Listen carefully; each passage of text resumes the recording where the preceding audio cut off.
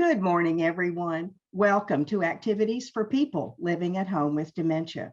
We are proud to offer this series with funding from the Area Agency on Aging and the United Way of Tarrant County. These programs are recorded and are made available for viewing through a YouTube channel for future use. I am Martha Brown, your host for today, and I want to present to you Jessie Phipps, who is with Texas A&M. Jessie has done some research, and I don't know the details, but I'm anxious to find out. Jessie, we're going to let you shine. Go right ahead. Awesome. Sounds good. So I'll go ahead and share my screen. Is that all right? Yes. Perfect. Please. All right. Can everybody see my screen? Yeah. Yes. Let me go ahead and start it here. Okay. So howdy, in case you couldn't tell from the intro as well as my greeting, I'm a current student at Texas A&M. Right now, I'm a master's student studying computer engineering, and I just recently graduated with my bachelor's in biomedical engineering, and I'm a part of ALERA. So I'll give you all a little bit of a background as to how ALERA kind of came about. So ALERA actually came through a student-run med tech incubator. It's a weird wording organization, but essentially it's an organization that I'm actually currently president of. And what we do is we bring teams together around a clinical problem, and then we try to actually create a solution around that problem that we can then turn into either a business or a product that just helps people in general. Wow. So essentially, it was a team that was originally tasked with finding solutions in the space of Alzheimer's and dementia. And what we found, and what that was very evident after going out and talking to a lot of people that struggle with these areas, is that there is an enormous amount of stress whenever it comes to being a caregiver, especially when starting out. So one thing we found is that whenever it came to accessing resources and finding out what all you need to do and need to accomplish, just as a caregiver in general, it can be rather dubious. It's really complex, as all of y'all know, and there's a lot of moving parts that even after we spoke to experts in the area, they even said that it was just an absolute nightmare for them at times trying to figure out what all you need to get done. And so essentially, what we've been we're really blessed in that we have recently been awarded a $2.3 million NIH grant to actually make this a reality and to really create something that that helps people in this area. So what we're able to do right now is we're in actually phase one of the project, and right now we're actually looking for people to help us and our team create the best platform that helps the most people. Essentially right now, the idea behind ALERA is to turn 2 weeks of work and research into 2 days. That's really the idea behind it. We're not trying to reinvent the wheel and create new things that necessarily people can't do themselves. We're just trying to get it in front of you in the easiest possible way, and to help you also keep it very structured as well. So again, taking 2 weeks and turning it into a weekend.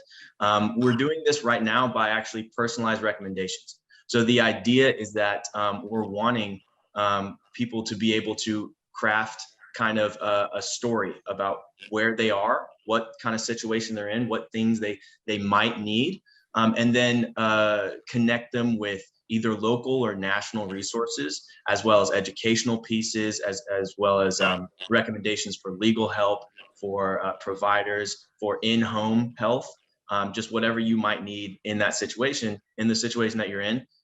We're trying to just make it easy on you and give you our best recommendation behind that is the idea.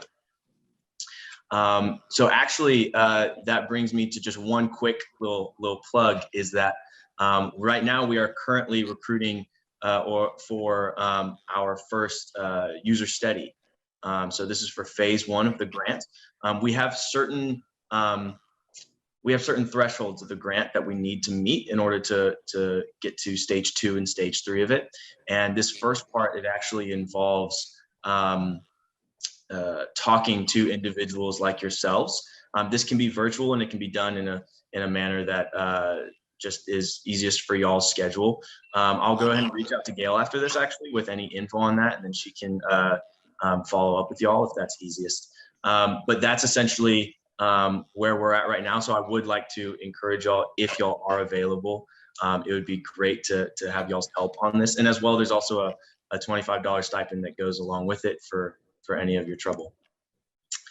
So as far as our industry connections support, we have been really, we've focused a lot on national and local organizations, both at A&M and outside of A&M. One big one is the Alzheimer's Association, as well as essentially every area agency on aging in Texas is what we've reached out to. And so, but of course, we're always looking to continue our relationships as well, especially with support groups like this.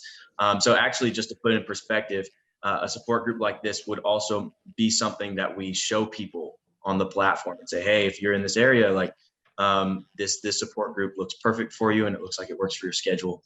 So that's something it might look like. So as far as the team for the research grant goes, so TJ and Logan, unfortunately, they were actually going to be, y'all got stuck with me, I'm very sorry. They were going to be the presenters today, but actually something came up and they couldn't make it last minute. But they are the principal investigator and co-investigator of the grant. And then we actually have a really good background of students from a lot of different areas, including medicine, engineering, business, and all of us are really coming together to really help solve this problem. A lot of us have family members who suffer from dementia and Alzheimer's, and so we're also really passionate on trying to make the best thing that we can to kind of ease the burden in this area. So that's just the gist of it. I could go more in depth, but I wanted to keep it a little broad. And so one thing that I guess, if it's okay with Martha and Gail, is if we just open it up for questions real quick. Does that work best for y'all? That's perfect. This is Martha. Tell me what the QR code is good for. Yes, so the QR code is to fill out information to be a part of our the initial study for us to go and talk to you about this. Well, I'll also follow up with Gail with maybe a link or something like that, Gail and Martha, to just make it easiest. So you don't necessarily have to use this QR code. We'll definitely give you all the info you need to maybe do that. But okay, yes. Is the study for caregivers or those who have dementia? So that's a great question. So primarily the study right now, just because how the grant is formulated, it is caregivers. However, we're also really, like, the whole platform right now is also for people struggling with dementia and Alzheimer's as well. It's definitely not just for caregivers. Okay, all right. So is the, I'm sorry, Steve. Go ahead. No, I just said I was just curious. Okay. So is the expected outcome of this study guidelines for or requirements for implementing a software platform to work with? Yes, that is essentially it. So the idea behind it is we actually have certain metrics that we have to meet for the grant that they usually convey the usability of a certain software application. And so right now we're wanting to get with our user base and actually test it out, see how well it actually works and how much it actually makes sense to people as well. And then if we arrive at the appropriate score, then we should go on to phase 2. Okay. Jesse, if someone were to answer you through your QR code or however to get to you, what amount of time is required to be an effective participant? As far as an interview goes? Mm-hmm. Yes. So actually, let me go back. So as far as, let me go back. Where is it? Okay. So it will be 3 interviews is the idea behind it. They shouldn't really last too long, maybe 20 minutes. And it really, we're also really willing to work with y'all's schedule as well. But yes, it shouldn't be, we're also trying to make sure it's nothing burdensome at all. while also being really effective and informative. So Jesse, could Thank you you. give us an idea of some of the questions that might be asked in the phone interview? Yes, so it will primarily just revolve around your experiences. I can't really get into it right now, if that makes sense, as it being a part of the study. But it should just be pretty general questions to really get a good idea of, first of all, where you're at, what kind of resources you might need, and what would be helpful to you. I'm guessing that the information that you're going to gather is going to help you design the outcome of your study. Is that correct? Very much so. So luckily we have this project has actually been going on for almost 2 years now. And so actually, yes, I want to say, yeah, I'd say about almost 2 years. We've definitely done a lot of background research, but it's one of those things is, as you learn more, you realize that you know less. And so Yes. we've been trying our best to have a good background. And so hopefully the questions that we ask y'all will be well formulated and educated question. But as far as the info going towards our product, that's absolutely correct. Yes. So the study that y'all, the questions that y'all answer in the study will absolutely inform our decisions as to how we need to build out the platform. That's powerful. That gives the people that talk to you a lot of power to help change Absolutely. the future of care. Absolutely. How long has the project been going on? So as I said, it started in that Sling Health group October of it must have been 2019. So it's been going for a little while now. And Jesse, if I'm not mistaken, I think Dementia Friendly Fort Worth actually had our first conversation with your group in the spring of 2020. That sounds about right. Yeah. One big thing of Sling Health is it's mainly actually there for people to understand the problem, not necessarily come up with a solution or start ideating a solution, but it's really to understand the problem and go out and talk to people and really understand what needs to be solved. Mm-hmm. Are you open to people, I guess, not just the input here from your questions, but other ways? My wife has a background in computer engineering. Oh, wow. But she's also a research director for Dallas Baptist University. So she has a lot of input on how do you formulate all your research and things like that. So I don't know if that would be I'm going to share this with her and see if she's interested. Absolutely. And then have her contact you because she's got a lot of interest in this since she's my caregiver. Absolutely. Yeah, no, that sounds exactly the kind of support we're always open to. Especially whenever it comes to people with research backgrounds. We're actually a group of researchers as well. And so we definitely value kind of the skill set that brings. Okay. So Jesse, is there a way to get to this information besides going through the QR code? Yes. We have trouble sometimes with QR codes working, right? Exactly. I completely agree. I'm right there with you, actually. So I'll follow up with Gail and Martha, and we'll do our best to get you all that info, maybe in a link or something that's easier to handle. Jesse, I just took a look at the QR code and it asks if you are a caregiver of someone with dementia. Do you want any input from people who have been and no longer are caregivers, who have been through the experience and no longer are? Yes. So as far as the study is formulated, I will have to get back to you because I don't want to give a definitive answer.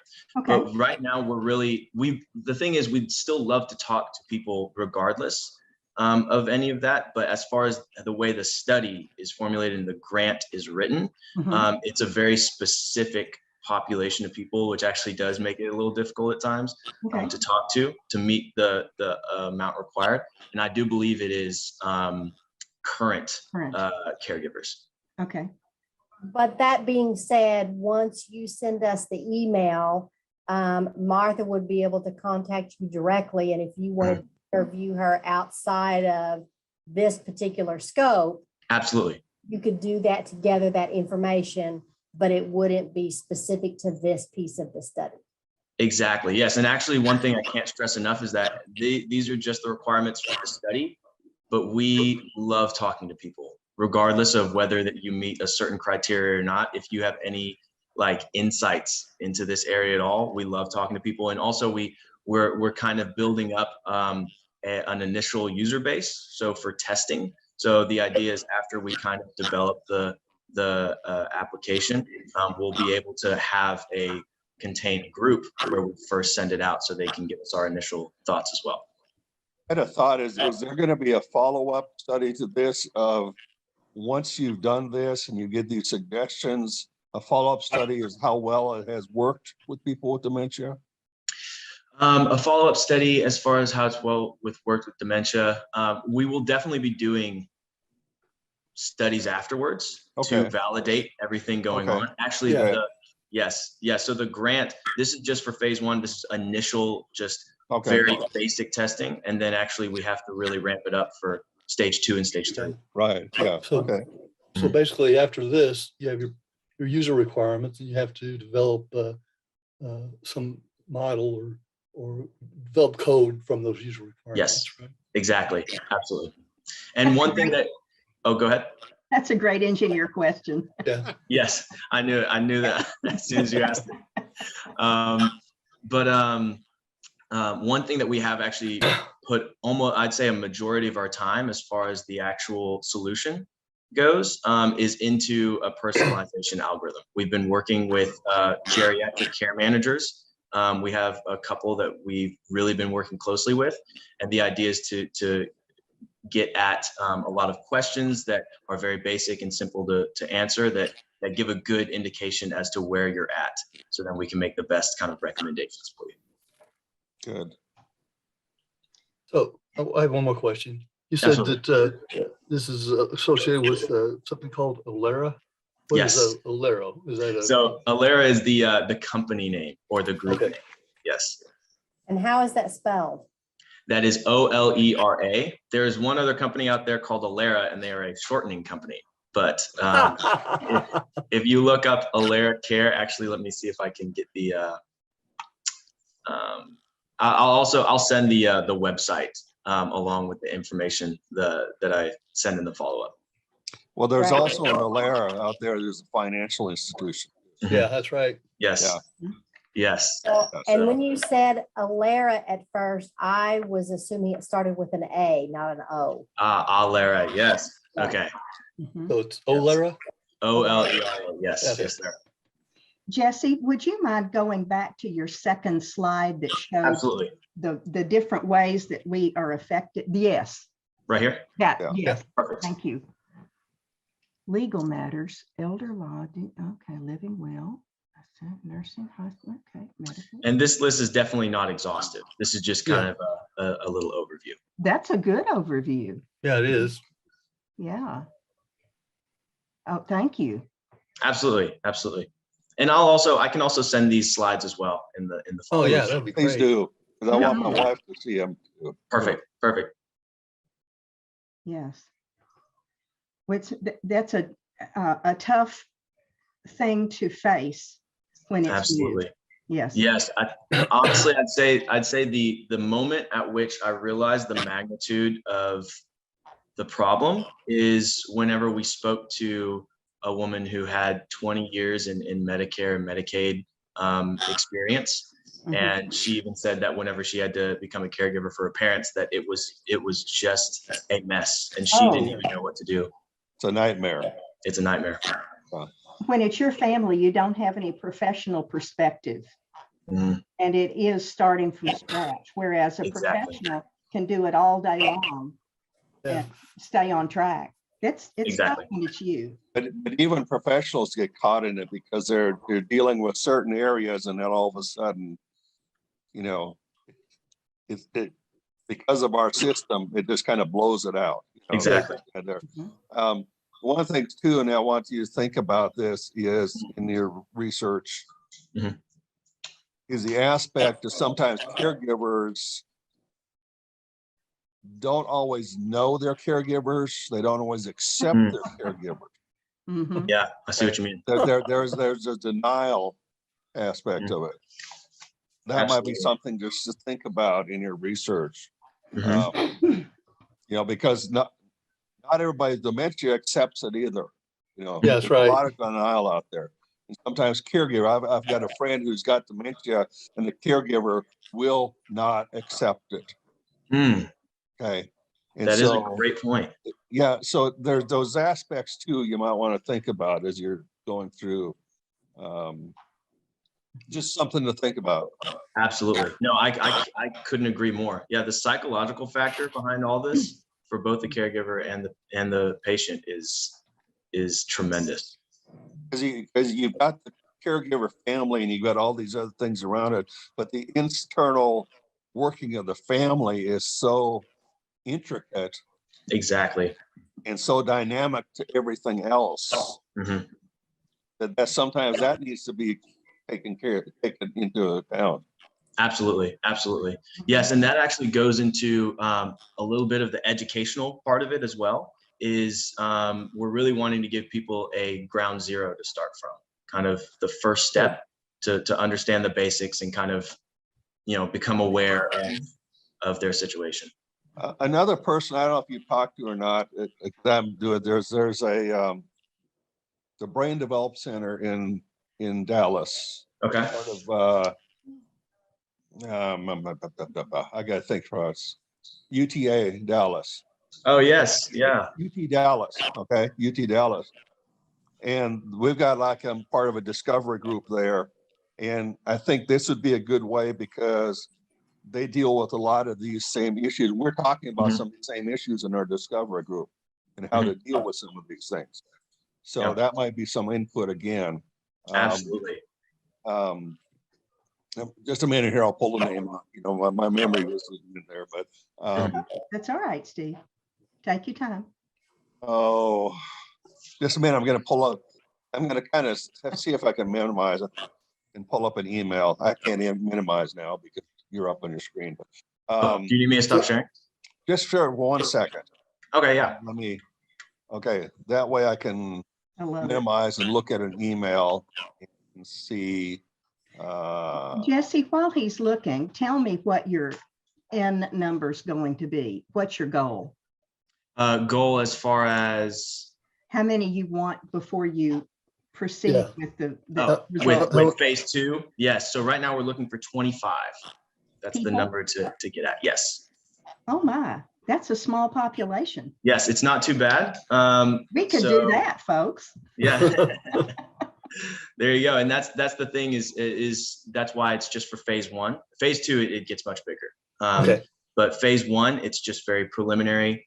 It's just to basically prove to the NIH that we're onto something is really what it's about. Okay.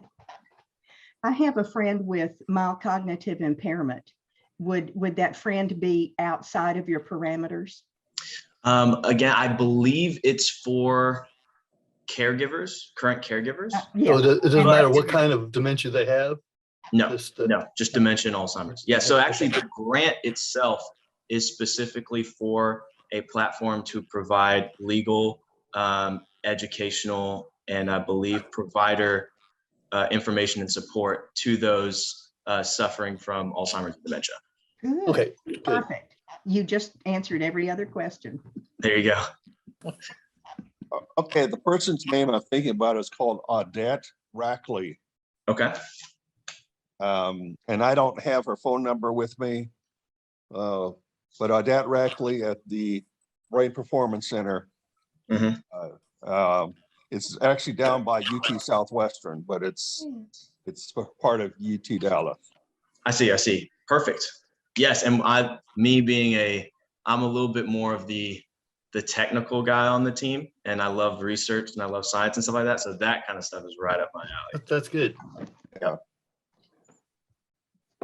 It sounds Any like other questions? Oh, go ahead, Gail. Steve, which group is she with? Because I think you might have sent me her information. I might be. I think I did. Well, she's at the Brain Performance Center in Okay. the UTD, not UTD. And I've talked about with her about you, and I think we've kind of gone back and forth about the thing. She's kind of, they do a lot of research there on dementia and other things, but also too, she's kind of the leader of some of these developmental support groups, if I remember right. UT Dallas does an awful lot of research Oh, Yes. about yes. a lot of things. Yeah. They Yeah. also have the Willed Body program there. Yeah, I think they also do some collaborations with UT Southwestern. They do. Yeah.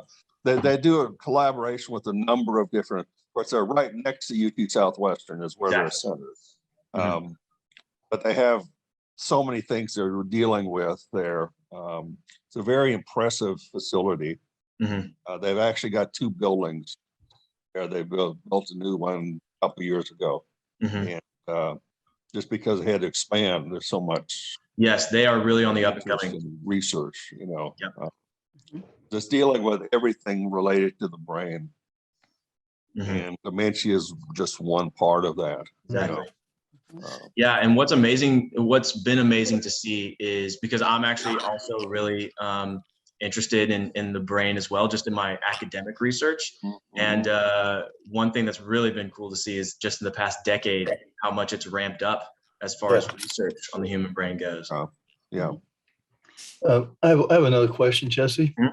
Are you looking at existing platforms for what they provide and how they do that? Yes, absolutely. Okay. Yeah, so other platforms as far as organizations, caring or care.org, I think.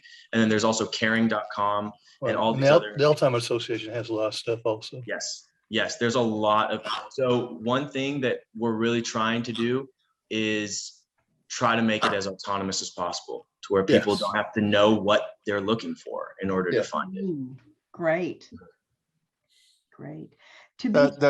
That's one of the things my wife commented about, is sometimes it seems hard to find resources. Yeah. Because it's so awkward. And it's just difficult because you think it should be easy, but it's not. Exactly. One thing that we've really noticed is information overload. Is a lot of websites have a lot of information. There's no secret about that. You can definitely find something. It's just, there's so many, it's so complex that you just, there's no connection with them. Exactly. It's not like, okay, you got this information. Well, why don't you go here and look? It's just like they're all separate little pieces. Exactly. And that goes right back to what I was saying about the 2 weeks into 2 days, is that we're not necessarily generating new information that you just can't possibly find other places. We're just trying to make it to where you understand right off the bat what you need. That's a really worthy goal, Jesse. I'm proud of you all already. Oh, we're very excited. Definitely. Yeah. Yeah. What's your timeline? What do you project to be a finish time for the second? Oh, man, first phase? Second one. Yeah. So for phase 1, it is by August. We're wanting to be done by August of this year for phase 1. And then phase 2 and phase 3 actually are kind of almost together. It's kind of weird how the NIH does it, but then our timeline on those are, I think, about a year and a half or another 2 years. So this is definitely, so this grant is really actually a 3-year grant. So it's definitely stretched out for a while. And our goals in phase 2 and phase 3 are actually to expand nationally. So there's actually a lot of progress that we have to meet in those phases. It's good that you're starting in Texas, and we thank you for that. Yes, absolutely. Yes. Absolutely. When you are through talking to us today, how are you going to get this information into all of the hands of the people that we serve? Are you going to send it all to Gail, or do you want a list, or? I can go ahead and, if it's easiest, we found that it's easiest to just go ahead and send it to one of the coordinators. So if that's Gail, then that works perfectly fine. And then we might just send an email that she can forward to y'all's list, if that works. Great. Since we do have some caregivers that are not on the call today. Absolutely. We want to keep everybody. I agree. I'm right there with you. Yes. Wow, we've just been peppering questions at Jesse, haven't we? I'm loving it. I'm loving it. Trust me. Hans, I haven't heard a whole lot from you. Do you have any questions? No, not really. Okay. It will be helpful if your bride gets more resources to help you out, right? Yes. Yes. That's right. And Nancy's daughter will want the information as well. Yeah. Mhm. Absolutely. And Yes, we feel know- free to share the info with anybody once you get it. Great.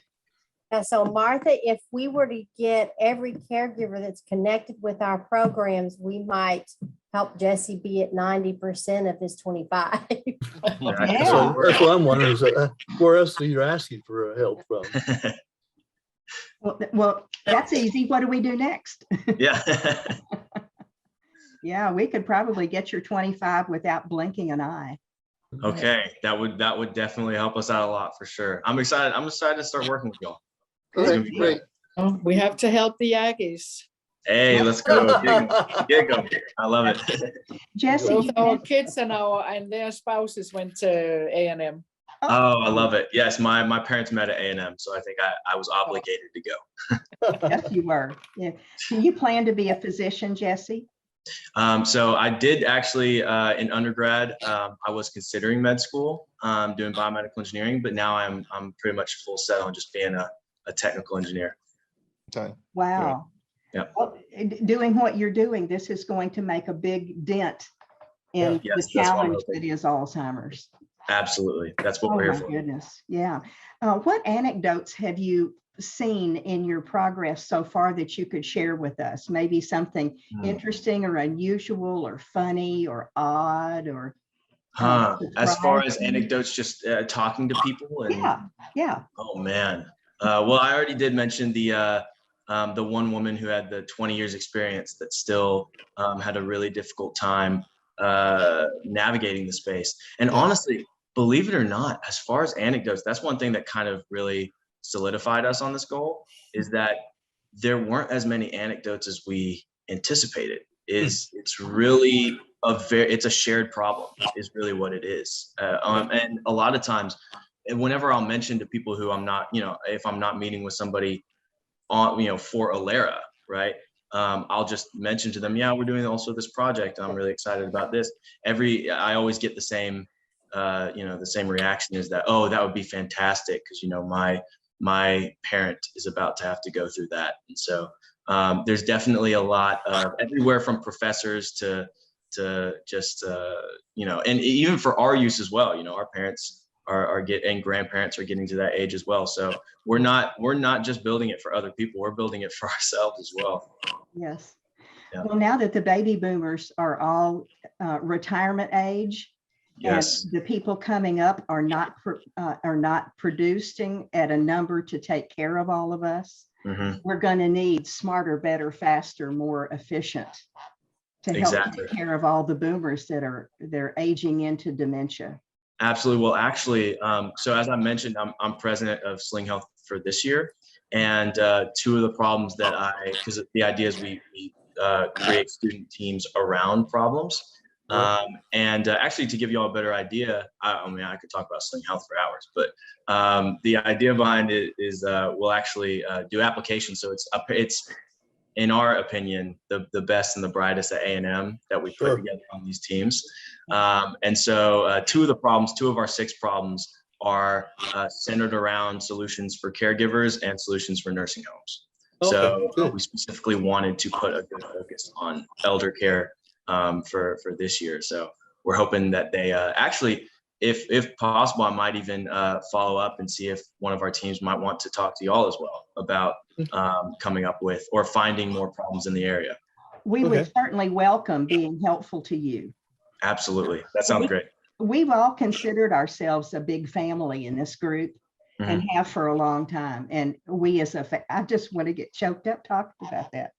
We as a group will help out anybody to help this problem. Well, we really do appreciate it. I can't tell you how much that means. Yeah. So Jesse, I can't remember if you were in that original conversation that and I had with your group, but this group was formed within 3 weeks of when the local shutdown orders were issued. Wow. Yeah. As a 5-day-a-week virtual activities program. I see. And Mr. Steve joined us within the first week. So this was April of 2020. Uh-huh. And he's been with the group consistently, Mhm. an average of 5. That's amazing. And That's after 5 days a amazing. week. So it really is a family. Yes. I'm seeing that now. Yeah. It is. I love it. Now, we- Yes, and actually, as far as the original group goes, I wasn't actually a part of the original team on Sling. I was actually a part of a different Sling team. And afterwards, I actually decided to leave that and join this project because I loved what they were doing and I liked the path that they were on. I just asked TJ, I was like, hey, I'd love to help y'all like make this reality. So Yeah, that's great. kind of my story with it. Yeah, I think TJ and Logan were the two of the ones that were on that original call that we did. Yes, and a funny story as well is TJ, Logan, and I have all been the past presidents of Sling for A&M. So we're waiting on the next president to join the team as well. And tell us again what the Sling stands for. Oh, that is a great question. Do you not know? Unfortunately, I always actually forget, but it's Okay. students leading innovation in something. Gerontology. To say. Gerontology. Gerontology. There you go. That works. That makes That works. sense. Yeah, That sure. works. Go with that. Yes, it is. It's embarrassing whenever the president doesn't know, but essentially, actually, it's a national organization. So it's just the Texas A&M chapter, but other notable schools include, MIT and Harvard and stuff like that. So it's actually kind of a movement right now to kind of help push some of the stuff forward. Jesse, if we are to ask you to come back and fill us in again, what would be a good time frame you could have new information to share with us about your progress? Yes, that is a great question. As far as something brand new without getting into the technical, we finished the back end, we finished this part, we finished coding this part. It would probably be best around phase 2 to come back, which would probably be half a year from now, probably about 6 months, 8 months. But we can definitely follow up with y'all as well. Yeah, we'd Please appreciate do. that. Yeah. Please do. If we're going to have our toe in the water, we want to know what the water's doing. Absolutely. Well, also, if any of y'all have a LinkedIn account, or we also try to update our website that we'll send out as well. But we try to put news on there as well, as far as updates and everything. So, Jesse, that's awesome. Anybody have any parting shots before we say goodbye to our presenter for the day? Yetta's back. Did Christine say hello? No, it was not Christine. It was Hans's brother who wanted to call, and then I, by mistake, shut down the program. So are we done? Just about. Oh, We no, were you're just still about here. to say Okay. goodbye to Jesse. We've just invited Jesse to come back, and he said probably within 6 months. So Jesse, you can contact Gail or contact me, and we will get you on the calendar, right? perfect. Sounds good. Well, I've really enjoyed talking to y'all. Y'all been a really easy crowd. We're pretty gentle. Yeah. Yeah. Well, let's take a look at what's coming up. Let's see. Right now, we have Jesse Phipps in front of us. And just for your information, 11:30 today, I'm doing a Jeopardy game on our other channel. And at 1:30, Emily's doing Fitwits back on this channel. And tomorrow, Peggy Spear from the Amon Carter Museum of American Art is going to show us art about trains. Yay. Yay. I love it. Trains. We do some pretty interesting things around here, Jesse. Yeah. You're welcome to. It pop looks in. like I might need to join for the train presentation. Hey, There you come go. on. Yeah. You just sign yourself back in. We'd love to have you. Sounds good. Good. Anybody have anything they'd like to share before we go? Oh, that's a good thing, isn't it? Yeah. Yes, it is. Well, Woodstock and I wish you a very good day, and get out in the sunshine and go vote if you haven't voted. All Take right. care of Okay. each other. Thank you all so much. Bye-bye. Bye-bye. Bye, everyone. Jesse. Bye. Bye-bye.